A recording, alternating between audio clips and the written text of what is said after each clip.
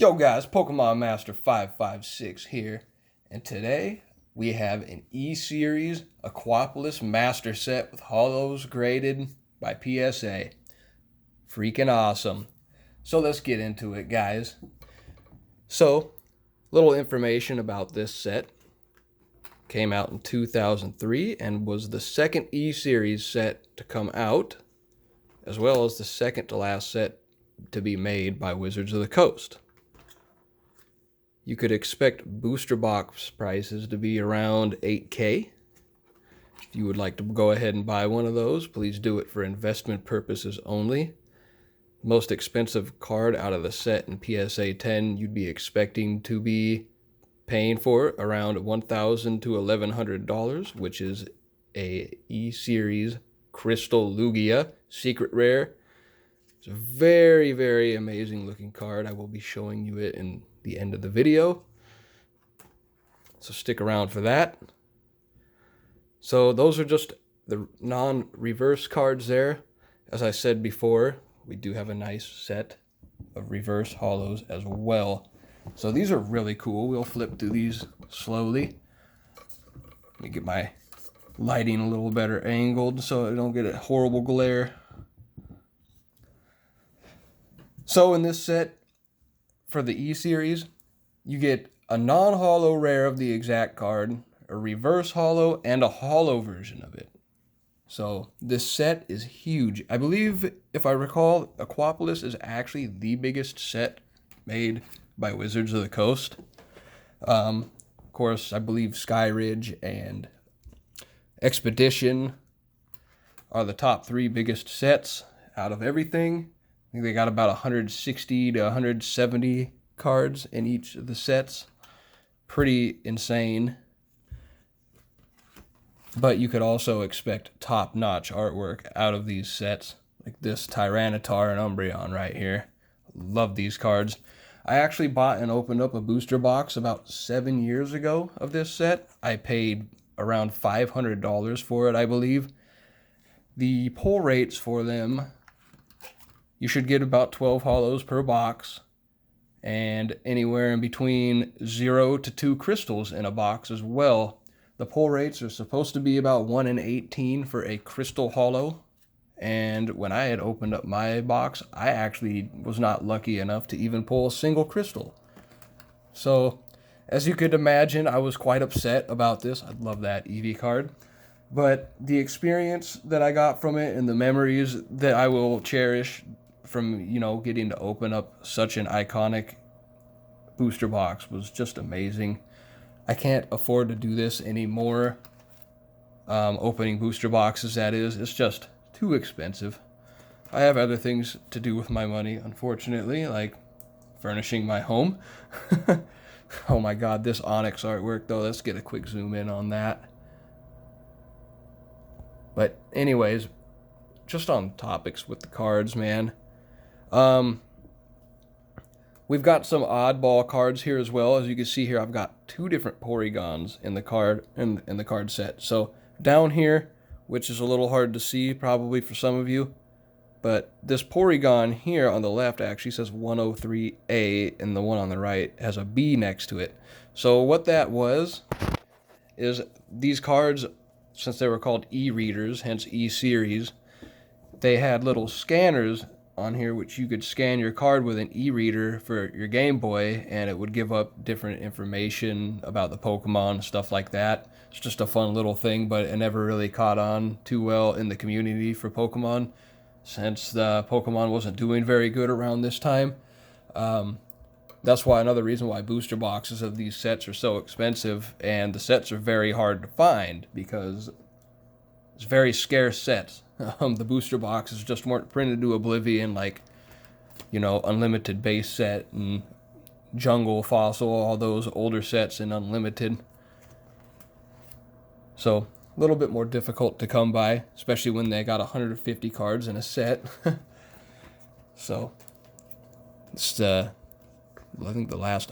sorry, though. I am missing 2 cards out of my reverse set. I'm missing an Underground Sea and a Seadra rare.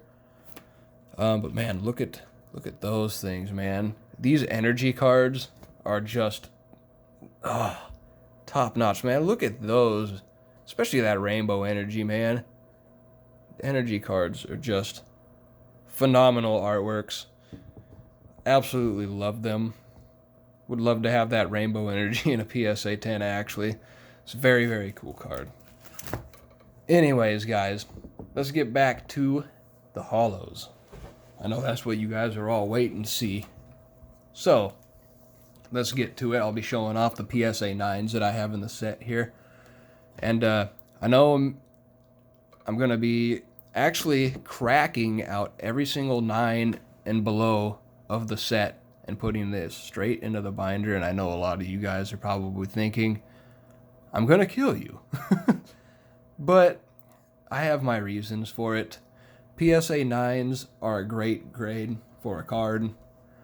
But what I've been noticing is I cannot find a mint set that doesn't sell for 5 times its value on auction.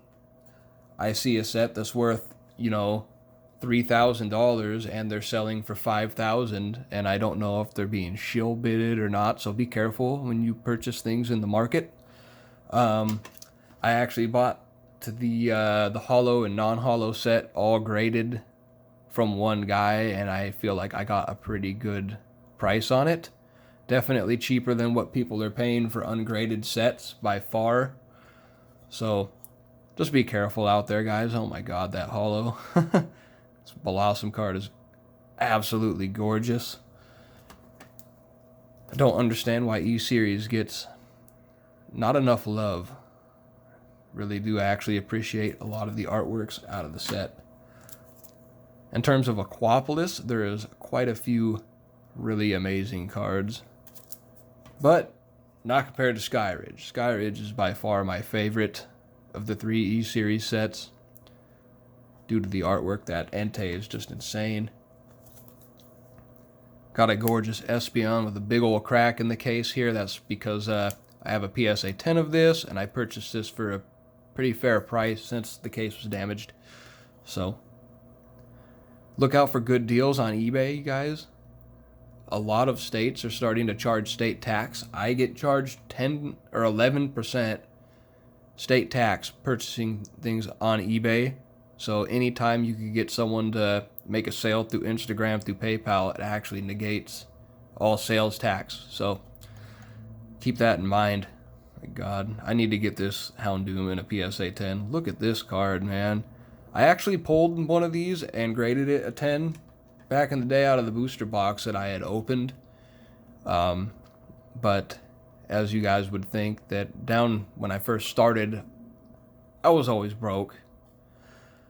Especially with buying these expensive cards. And, you know, they were definitely cheap back then, but I was also making half my wage, which makes it even more difficult.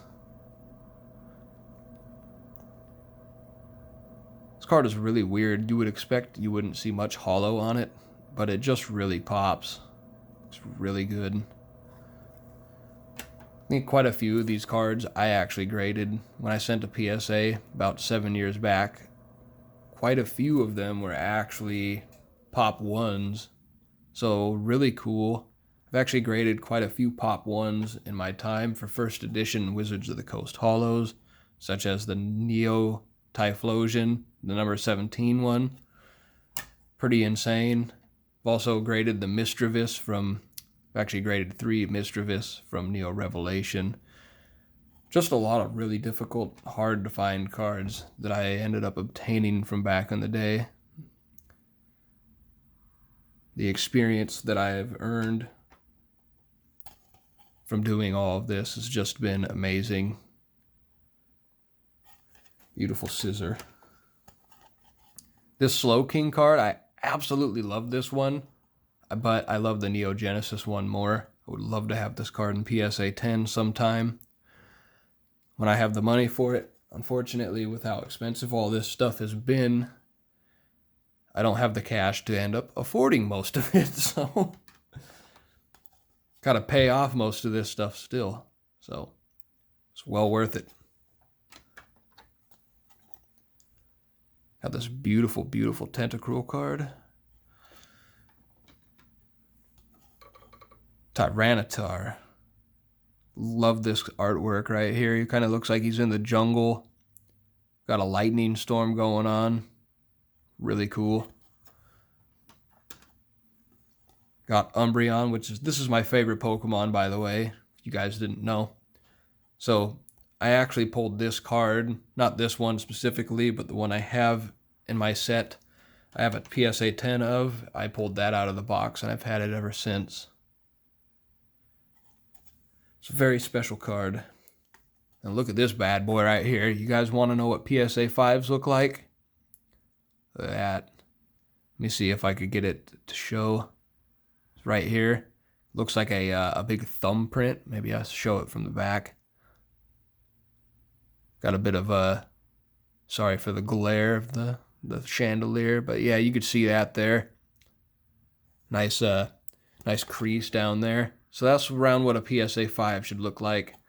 Mint card with a big ol' push dent on it.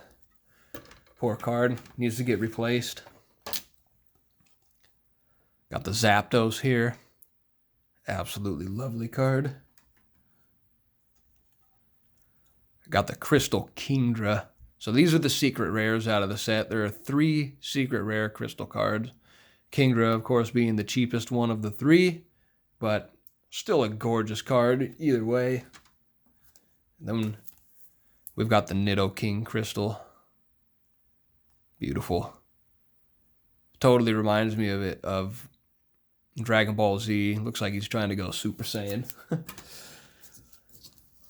So, last but not least, the good stuff here. We got the PSA 10s out of the set. Got the Blissey. The Electrode, which I'm pretty sure no one ever knew Electrode had teeth until this set came out. So to any of you guys that didn't know Electrode had teeth, he's grinning. About ready to bite you. It's got the Espeon. This card's okay. I think they could have did better with the artwork, to be honest. I really do love the Espeon Pokemon. Anything Evolution is just amazing. Got Jumpluff. Very weird looking kind of 3D art. Got the Lantern. Magneton. The Ninetales, which is definitely top 3 holo artworks out of the set. I believe by the cert number on here that I graded this one as well out of my own box that I had opened. Honestly, though, I can't remember. It's quite a while ago. Got the Scissor. This amazing looking Steelix artwork. I just love the hand-drawn artwork. Nowadays, everything is just so computer-made and it just doesn't look as good. But it's, you know, it's still alright. It's just nothing compared to the old stuff like this, man. Look at that. Umbreon and the moon. Now, last but most certainly not least here, we got Gems of the Crystal cards. So we got this Kingdra here, PSA 10. Oh yeah. Here's the big boy right here, Lugia. So this card should run roughly around $1,000. I'm pretty sure that the card is undervalued, at least it is in my opinion, by quite a bit.